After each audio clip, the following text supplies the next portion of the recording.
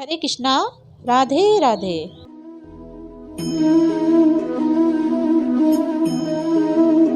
माघ महात्म्य अध्याय 15। दत्तात्रेय जी कहने लगे कि हे राजन, प्रजापति ने पापों के नाश के लिए प्रयाग तीर्थ की रचना की। सफेद गंगा जी और काली यमुना जी के जल की धारा में स्नान का महात्म्य भली प्रकार सुनो। जो इस संगम में माघ मास में स्नान करता है वे गर्भ योनि में नहीं आता। माघ मास में प्रयाग में स्नान करने से मनुष्य अच्छे भोगों को भोगकर ब्रह्म को प्राप्त होता है।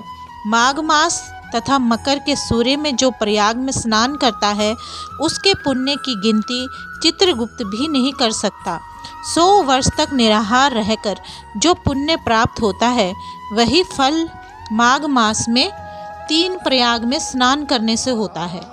जो फल 100 वर्ष तक योगाभ्यास करने से मिलता है, जैसे सर्प पुरानी कांचली को छोड़कर नया रूप ग्रहण कर लेता है, वैसे ही माघ मास में स्नान करने से मनुष्य पापों को छोड़कर स्वर्ग को प्राप्त होता है। परंतु गंगा यमुना के संगम में स्नान करने से हजारों गुना फल मिलता है। हे राजन, जिसको अमृत कहा है वे ये त्रिवेणी ही है।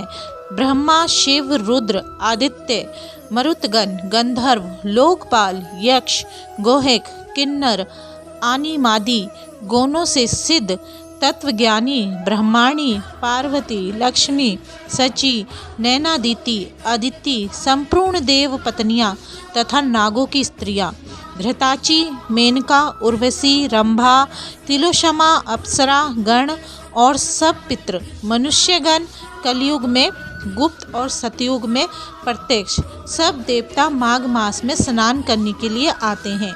इन दिनों माघ मास में प्रयाग में स्नान करने से जो फल मिलता है वे ईश्वर ही कह सकता है, मनुष्य में कहने की शक्ति नहीं है।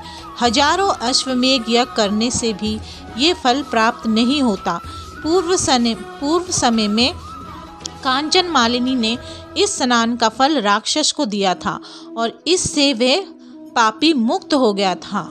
माघ महात्म्य 15वां समाप्त। हरे कृष्णा। राधे राधे।